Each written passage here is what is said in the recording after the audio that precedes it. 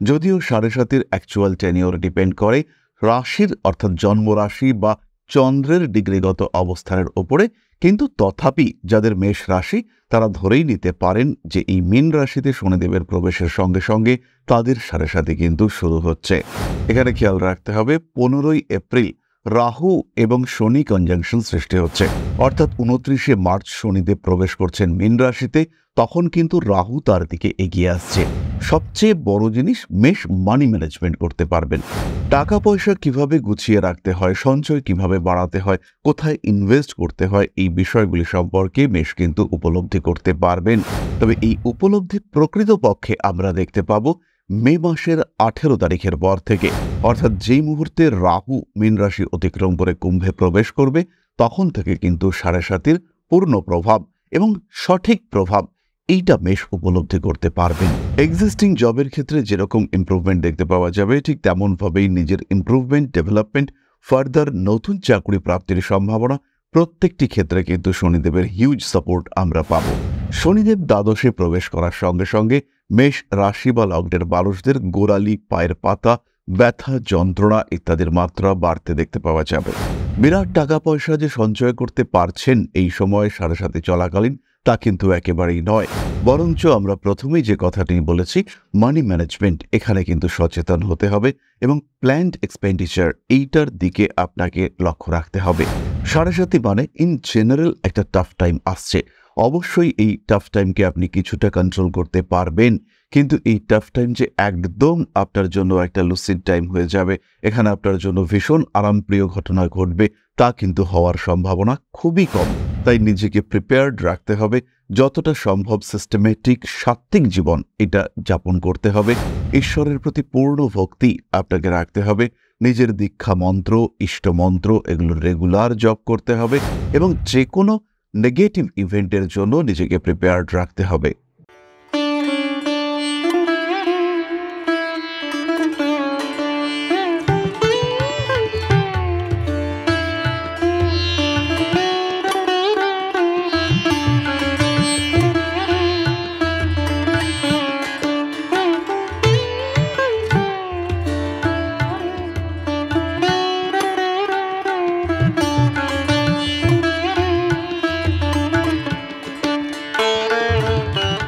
নমস্কার, Rishibani institute of Vedic অ্যাস্ট্রোলজির পক্ষ থেকে স্বাগত জানাই আজকের জ্যোতিষ আলোচনায়। আমি শান্তনু আপনাদের সঙ্গে। আলোচ্য বিষয় বিশুদ্ধ জ্যোতিষ। আমরা আলোচনা করব শনিদেবের পরবর্তী সঞ্চার নিয়ে। এই মুহূর্তে যদি আমরা শনিদেবের অবস্থান দেখি, তাহলে তিনি রয়েছেন কুম্ভ রাশিতে। আগামী ২৯শে মার্চ তিনি কুম্ভ রাশি থেকে পদার্পণ করবেন মীন রাশিতে। ফলে ৭.৫ শনির প্রবেশ, ঢাইয়া, এই বিষয়গুলির কিন্তু কিছুটা পরিবর্তন আমরা দেখতে পাব। ২৯শে মার্চ ২০২৫ রাত্রি ৮টা ১৬ শনিদেব মীন রাশিতে প্রবেশ করবেন। তার এই সঞ্চার কন্টিনিউ করবে ৩ জুলাই ২০২৭ পর্যন্ত। এর মধ্যে প্রথম পর্যায়ে ১৩ জুলাই ২০২৫ শনিদেব বক্র অবস্থা প্রাপ্ত হবেন। ২৮শে নভেম্বর তিনি আবার মার্গী হবেন। পরবর্তী তার বক্র অবস্থান ২৬শে জুলাই ২০২৬ এবং ১১ই ডিসেম্বর ২০২৬ তিনি আবার মার্গী অবস্থা প্রাপ্ত হবেন। তারপরে ৩ জুন ২০২৭ তিনি প্রবেশ করবেন মেষ রাশিতে। এই যে প্রায় ২ বছর ৩ মাসের এই সঞ্চার নিয়ে কিন্তু অনেক মানুষই দুশ্চিন্তায় রয়েছেন এবং মেষ রাশি তার মধ্যে অন্যতম দুশ্চিন্তার মধ্যে রয়েছেন। কারণ মেষ রাশি জানেন তার এবার ৭.৫ শুরু হতে চলেছে। মীন রাশিতে শনিদেব প্রবেশ করবার সঙ্গে সঙ্গেই ৭.৫-এর প্রভাব সাধারণভাবে আমরা উপলব্ধি করতে পারব। যদিও ৭.৫-এর অ্যাকচুয়াল টেনিওর ডিপেন্ড করে রাশির অর্থাৎ জন্মরাশি বা চন্দ্রের ডিগ্রিগত অবস্থানের ওপরে, কিন্তু তথাপি যাদের মেষ রাশি তারা ধরেই নিতে পারেন যে এই মীন রাশিতে শনিদেবের প্রবেশের সঙ্গে সঙ্গে তাদের ৭.৫ কিন্তু শুরু হচ্ছে। যাই হোক না কেন, এই ৭.৫ চলাকালীন কি ঘটতে পারে, কোন দিক থেকে মেষের উন্নতি আসতে পারে, সেটা আমরা খুঁজে বার করবার চেষ্টা করব।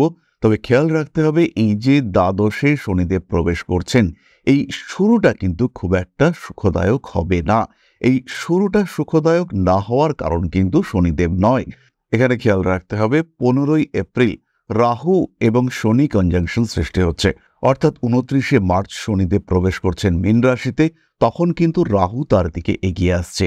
এই যে শনি এবং রাহু কনজাংশন, ভীষণ ক্লোজ কনজাংশন আমরা দেখতে পাবো এপ্রিল মাসের 15-16 এই সময়গুলিতে।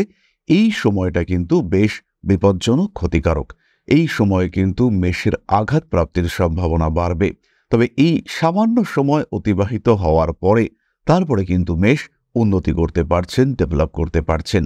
সবচেয়ে বড় জিনিস, মেষ মানি ম্যানেজমেন্ট করতে পারবেন। টাকা পয়সা কিভাবে গুছিয়ে রাখতে হয়, সঞ্চয় কিভাবে বাড়াতে হয়, কোথায় ইনভেস্ট করতে হয়, এই বিষয়গুলি সম্পর্কে মেষ কিন্তু উপলব্ধি করতে পারবেন।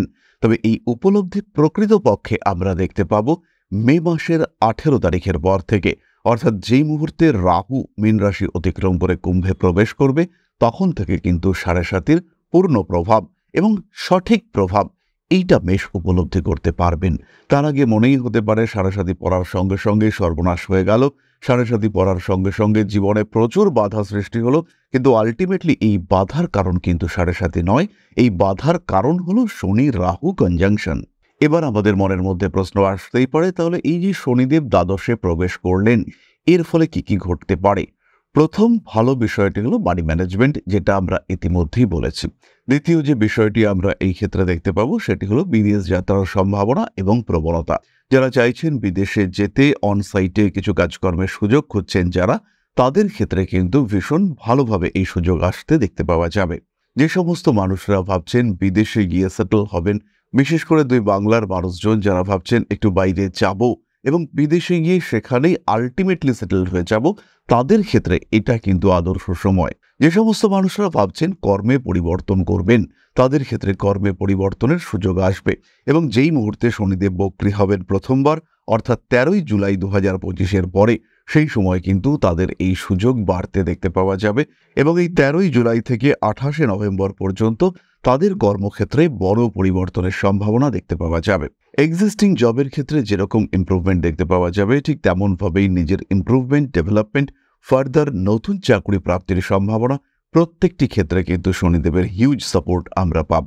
শনিদেব দ্বাদশে প্রবেশ করার সঙ্গে সঙ্গে মেষ রাশি বা লগ্নের মানুষদের গোড়ালি, পায়ের পাতা, ব্যথা, যন্ত্রণা ইত্যাদির মাত্রা বাড়তে দেখতে পাওয়া যাবে। পুরনো কোনো ব্যথা যেমনভাবে ফিরে আসতে পারে, ঠিক তেমনভাবেই নতুন কোনো সমস্যাতেও কিন্তু মানুষজন আক্রান্ত হতে পারেন। পায়ের নিচের অংশে ব্যথা, যন্ত্রণা, আঘাত প্রাপ্তির সম্ভাবনা, এগুলি কিন্তু শনি সঞ্চারের সময় আসতে পারে। শনিদেব দ্বাদশে প্রবেশ করবার সঙ্গে সঙ্গে কিছু কঠিন বাস্তবের সম্মুখীন হওয়ার সম্ভাবনা সৃষ্টি হতে চলেছে। মানুষের আসল এবং বাস্তব রূপ উপলব্ধি করবার ক্ষমতা, এটা কিন্তু মেষ প্রাপ্ত হবেন।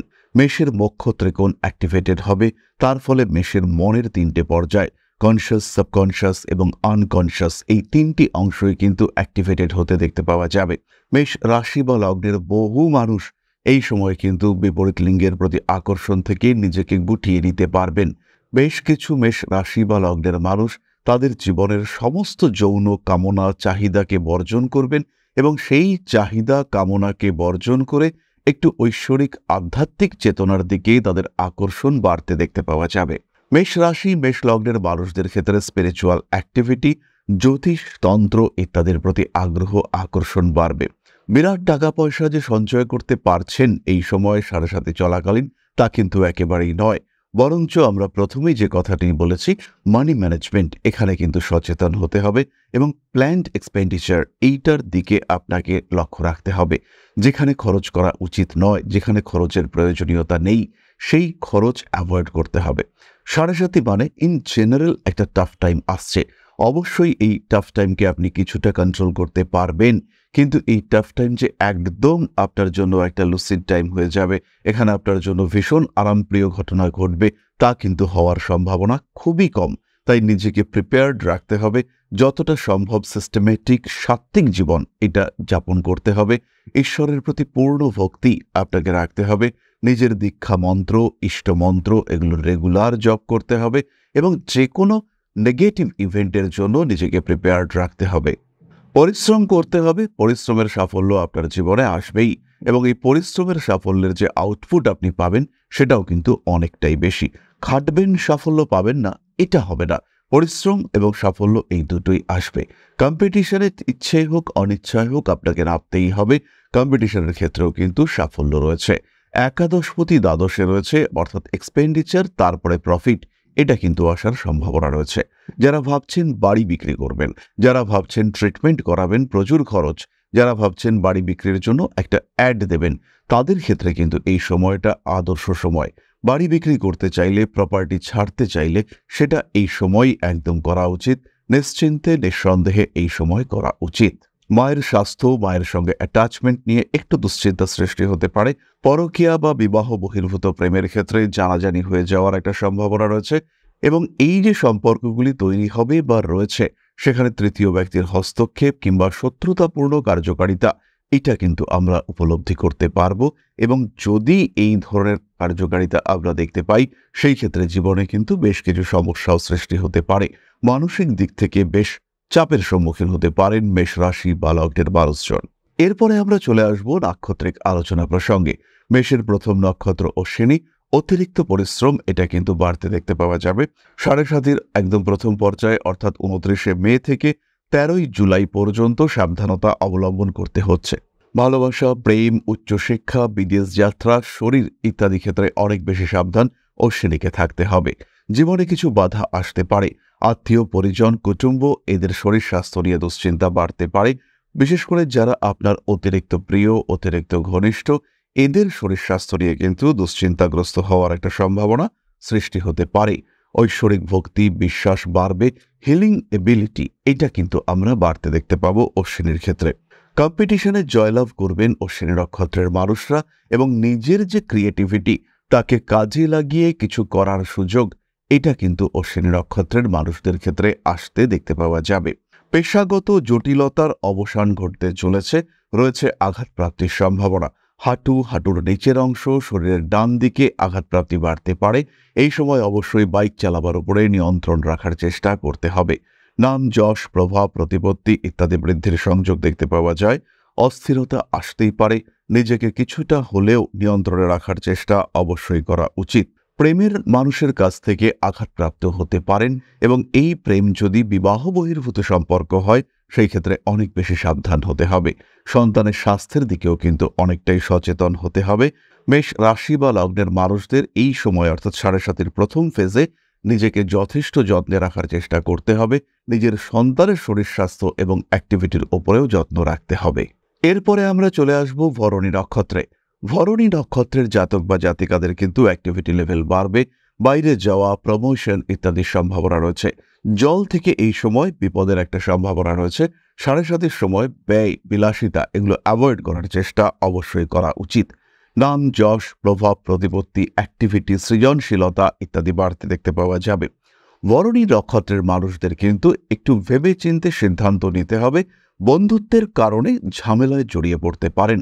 আবার অতি পুরনো কিছু সম্পর্কের মাধ্যমে নতুন কাজের সুযোগ আসার একটা সম্ভাবনা দেখতে পাওয়া যাবে। আইনি জটিলতা অ্যাভয়েড করতে হবে। রাগ, জেদ, তেজ এগুলির উপরে যতটা সম্ভব নিয়ন্ত্রণ নিয়ে আসার চেষ্টা অবশ্যই করতে হবে। কার্মিক উন্নতির সম্ভাবনা রয়েছে।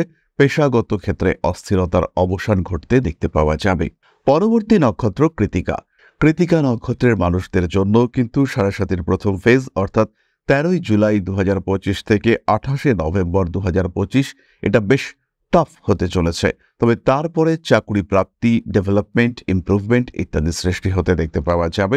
সাড়ে সাতির এই সময় একটু সিস্টেমেটিক প্ল্যান লাইফ লিড করলে, নিজের ক্রোধের উপর একটু নিয়ন্ত্রণ বজায় রাখতে পারলে, নিজের মানসিক চিন্তা, চেতনা, অনুভূতিগুলিকে যদি একটু ডিরেকশনাল ওয়েতে পরিচালিত করা যায়, সেই ক্ষেত্রে কিন্তু ভীষণ রকম উন্নতির সম্ভাবনা দেখতে পাওয়া যাবে। নাম, যশ, প্রভাব, প্রতিপত্তি ইত্যাদি বাড়বে। কৃতিকা নক্ষত্রের মানুষদের অ্যাক্টিভিটি অবশ্যই বাড়বে। যারা খেলাধুলার সঙ্গে যুক্ত রয়েছেন তাদের ক্ষেত্রে উন্নতি রয়েছে অনেকটাই বেশি। এরপরে আমরা মেষ সম্পর্কে কয়েকটি বিশেষ বিষয় জানব। সাড়ে সাতির ক্ষেত্রে যে বিষয়গুলি একটু খেয়াল রাখতে হবে, যার মধ্যে প্রথমটি হচ্ছে বড় ইনভেস্টমেন্ট। এই ক্ষেত্রটিতে কিন্তু একটু নিয়ন্ত্রণ রাখার চেষ্টা করতে হবে। তবে যাদের এই সময় শুক্রের অন্তর্দশা চলছে, শনির প্রত্যন্তর দশা চলছে, এবং যাদের ক্ষেত্রে শনিদেব উপচয় স্থানে অবস্থান করে রয়েছেন, তাদের কিন্তু বড় ইনভেস্টমেন্ট করতেই হবে, এবং সেই ইনভেস্টমেন্টের আলটিমেট রেজাল্ট হিসেবে তারা কিন্তু ভালো ইমপ্রুভমেন্ট দেখতে পাবেন। শনিদেবের এই সাড়ে সাতি শুরু হওয়ার সময় যদি কারোর বৃহস্পতির মহাদশা চলে এবং এই বৃহস্পতির মহাদশাকালে দেবগুরু বৃহস্পতি তিনি দ্বিতীয়, তৃতীয়, চতুর্থ, পঞ্চম এই ঘরগুলিতে থাকছেন। এই ঘরগুলিতে বৃহস্পতি যদি অষ্টক বর্গে বলবত্তা প্রাপ্ত হন, অর্থাৎ তার রেখার সংখ্যা যদি বেশি হয়ে থাকে, সেই ক্ষেত্রে কিন্তু অবশ্যই উন্নতি আসবে এবং এই শনিদেব দ্বাদশে অবস্থান করাকালীন তাদের অর্থনৈতিক উন্নতি বাড়তে দেখতে পাওয়া যাবে। কখনো ট্রেডিংয়ের মাধ্যমে, কখনো ফরেন মানি এক্সচেঞ্জের মাধ্যমে, কখনো এক্সপোর্ট ইম্পোর্টের ব্যবসার মাধ্যমে, কিংবা কখনো জিনিসপত্র কোথাও পাঠানোর ক্ষেত্রে উন্নতি আসতে দেখতে পাওয়া যাবে। বাইরে থেকে কোনো মানুষের সহায়তা এই জাতক বা জাতিকার উন্নতির অন্যতম কারণ হয়ে উঠতে দেখতে পাওয়া যাবে। শেয়ার মার্কেটে নিয়ন্ত্রিত ইনভেস্টমেন্ট করবেন। যে কোনো ধরনের গ্যামলিং, জুয়া এগুলি অ্যাভয়েড করতে হবে। আত্মীয় পরিজন, কুটুম্বদের সঙ্গে যতটুকু সম্ভব সুসম্পর্ক রাখতে হবে, কিন্তু কোনো গোপন কথা কারোর সঙ্গে শেয়ার করা যাবে না। অতিরিক্ত রংচঙের জামা কাপড় এই সময় না পরাটাই ভালো। সাদা কিংবা কোনো এক কালারের শার্ট এগুলি কিন্তু অবশ্যই মেষের জন্য উপকারী। তাহলে এবার আমরা চলে আসবো 7.5 সাধারণ প্রতিকার সংক্রান্ত প্রসঙ্গে। এই প্রতিকার সংক্রান্ত বিষয়ে আমি টোটালি একটা আলাদা সিরিজ রিলিজ করবার কথা ভেবেছি, কিন্তু সাধারণ প্রতিকার হিসেবে আমরা যে কাজটি করব সেটি হলো হনুমানজির মন্দিরে প্রত্যেক মঙ্গলবার একটি করে ঘিয়ের প্রদীপ আমরা জ্বালাবো এবং তার সঙ্গে সঙ্গে 7.5 চলাকালীন 7মুখী রুদ্রাক্ষ ধারণ করব। সেই সঙ্গে সঙ্গে অবশ্যই আমরা ধারণ করব অ্যামিথিস্ট ব্রেসলেট। হনুমান চালিসা পাঠ, শিবতাণ্ডব স্তোত্র পাঠ কিংবা নবগ্রহ স্তোত্র পাঠও আমাদেরকে যথেষ্ট ভালো ফল দেবে। সেই সঙ্গে সঙ্গে মহামৃত্যুঞ্জয় মন্ত্র পাঠ, এটাও কিন্তু আপনাদের জন্য শুভ এবং কার্যকরী হতে চলেছে। তাহলে এবার আমরা চলে আসব আলোচনার পরবর্তী পর্যায়ে, অর্থাৎ আপনাদের প্রশ্নে জ্যোতিষের উত্তর। তবে তার আগেই ছোট্ট একটি বিষয় আপনাদের সঙ্গে শেয়ার করতে চাইব। পরম ব্রহ্ম মিলন মঠ ও সেবাশ্রম অধ্যাত্ম, সেবা এবং প্রকৃতি পূজনে সম্পূর্ণ নিয়োজিত একটি সংস্থা। সম্পূর্ণ স্বেচ্ছাসেবী এবং সমাজ কল্যাণমূলক এই সংস্থা আমরা এগিয়ে চলেছি মানুষের পাশে দাঁড়ানোর লক্ষ্যে। এই প্রসঙ্গে দীর্ঘদিন ধরেই আমরা বিভিন্ন এলাকায় বেশ কিছু কাজ করে আসছি। আপনাদের সহযোগিতা, আপনাদের পাশে দাঁড়ানো, আপনাদের হাতে হাত মিলিয়ে এগিয়ে নিয়ে আসার চেষ্টা, আপনাদের সহযোগিতা, আপনাদের পাশে দাঁড়ানোর প্রয়াস, এই সমস্ত কিছুই আমাদেরকে এগিয়ে নিয়ে চলেছে। আমাদের পাথেয় হয়ে উঠেছে আপনাদের ভালোবাসা। বিগত বেশ কিছুদিন ধরেই আমরা বিভিন্ন অনগ্রসর এলাকায় কাজ করে চলেছি। কখনো আমরা শিশুদের মধ্যে শিক্ষা উপকরণ বিতরণ করেছি, কখনো আমরা পুজোর পোশাক বিতরণ করেছি, কখনো তাদের খাদ্যের ব্যবস্থা করেছি। আমরা কন্টিনিউয়াসলি তাদের পড়াশোনার জন্য 2টি ফ্রি কোচিং সেন্টার শুরু করেছি। তাদের মধ্যে ক্রিয়েটিভ অ্যাক্টিভিটিগুলিকে জাগ্রত করবার জন্য সম্পূর্ণ বিনামূল্য একটি নৃত্য শিক্ষা প্রশিক্ষণের ব্যবস্থা, সেটা আমরা করতে সক্ষম হয়েছি। এবং এই প্রত্যেকটি পদক্ষেপেই আমরা পেয়েছি আপনাদের সঙ্গ, আমরা পেয়েছি আপনাদের সহযোগিতা, আমরা পেয়েছি আপনাদের ভালোবাসা। আমরা শীতকালে কম্বল বিতরণ করেছি, আমরা মায়েদের মধ্যে খাদ্য উপকরণ, পুষ্টি উপকরণ বিতরণ করেছি, আমরা বিতরণ করেছি ডেঙ্গুর সময় প্রচুর মশারি। এই প্রত্যেকটি কাজেই আপনারা ছিলেন আমাদের পাশে। বর্তমানে মানুষের ভালোবাসায় আমরা ধীরে ধীরে আরেকটু বড় হয়ে উঠছি। এই অবস্থায় বর্তমান পরিস্থিতিতে এই কাজগুলিকে আরো এগিয়ে নিয়ে যাওয়ার জন্য, সুষ্ঠুভাবে করবার জন্য প্রয়োজন একটি পরিকাঠামো। তাই আমরা চিন্তা ভাবনা করছি একটি আশ্রম ফরমেশনের, এবং এর জন্য প্রয়োজন জমি, এর জন্য প্রয়োজন পরিকাঠামো। তাই যারা আমাদের সাবস্ক্রাইবার রয়েছেন, যারা আমাদের ভিউয়ার রয়েছেন, যারা আমাদের ফলোয়ার রয়েছেন, যারা আমাদেরকে ভালোবাসেন, যারা আমাদের পাশে থাকেন, প্রত্যেকটি সহানুভূতিশীল মানুষের কাছে আমাদের অনুরোধ, সাধ্যমতো সামান্য পরিমাণে আপনারা এগিয়ে আসুন। বিন্দু বিন্দুতে সম্পূর্ণ হবে সিন্ধুর গঠন, তৈরি হবে পরম ব্রহ্মমিলন মঠ ও সেবাশ্রমের পরিকাঠামো। তাই যারা বিভিন্ন সময় বিভিন্ন অবস্থায় মানুষের পাশে গিয়ে দাঁড়ান, যারা প্রকৃতিকে ভালোবাসেন, যারা জীবনকে এগিয়ে নিয়ে যাওয়ার পথে অন্যকে সাহায্য করতে পছন্দ করেন, সেরকম প্রত্যেকটি মানুষের কাছে আমাদের সাধারণ অনুরোধ, আমাদের এই মহৎ উদ্দেশ্যকে সফল করে তুলবার জন্য যতটুকু সম্ভব, যতটুকু সাধ্য, অবশ্যই এগিয়ে আসুন, বাড়িয়ে দিন সামান্য সহযোগিতার হাত।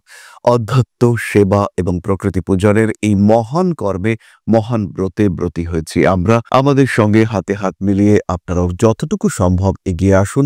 সবার প্রচেষ্টায় এই বিরাট কর্মযজ্ঞ সাফল্যমণ্ডিত হবে। সবাইকে জানাই অগ্রিম ধন্যবাদ। আমরা জানি আপনাদের সহযোগিতা আমরা পাবো। বেশ কিছুদিন ধরেই বহু মানুষ আমাদেরকে সাহায্য করে চলেছেন, কারণ আমাদের ইন্ডিভিজুয়াল সামর্থ্য অতি ক্ষুদ্র, তার মাধ্যমে এই মহৎ কার্যগুলিকে সম্পূর্ণ করা সম্ভব নয়। তাই প্রত্যেকের ছোট্ট ছোট্ট সহযোগিতার হাত আমাদেরকে এগিয়ে নিয়ে চলেছে। আমরা এগিয়ে চলেছি সাফল্যের লক্ষ্যে। আপনাদের ভালোবাসা এভাবেই আমাদের পাশে থাক, আমরা সফল হবই। তাহলে এবার আমরা চলে আসি আলোচনার পরবর্তী পর্যায়ে। প্রশ্ন করেছেন প্রিয়াঙ্কা মণ্ডল, 29/9/1995, সময় 9টা 5 PM, place of birth Barwan, বৃশ্চিক রাশি, সন্তান প্রাপ্তি কবে হবে? প্রিয়াঙ্কা, প্রথমেই বলি তোমার সন্তান প্রাপ্তির সংযোগ চলছে। 2025 সালের অক্টোবর মাসের পরে সন্তান প্রাপ্তির যোগ অত্যন্ত প্রবল। এই সময় তোমার কিন্তু সন্তান প্রাপ্তি হবে। গর্ভে যখন সন্তান আসবে সেই সময় একটু বেশিই যত্নশীল থাকার চেষ্টা তোমাকে করতে হবে। নিয়ন্ত্রিত জীবনযাপন করা প্রয়োজন রয়েছে এবং এটাও খেয়াল রাখতে হবে, যেহেতু দেবগুরু বৃহস্পতির দৃষ্টি সন্তান প্রাপ্তিকে ত্বরান্বিত করবে, তাই সন্তান প্রাপ্তি সুস্থ হওয়ার সম্ভাবনা অনেকটাই বেশি। এর সঙ্গে সঙ্গে যতটা সম্ভব নিয়ন্ত্রণ, নিজের শরীরের যত্ন তোমাকে অবশ্যই নিতে হবে। তাহলে আজকের আলোচনা আমরা আর দীর্ঘায়িত করব না। সবাই সুস্থ থাকুন, ভালো থাকুন। মা শ্রী শ্রী আদিশক্তির আশীর্বাদে আপনাদের জীবন আরো সমৃদ্ধ হয়ে উঠুক। জয় মা আদিশক্তি। নমস্কার।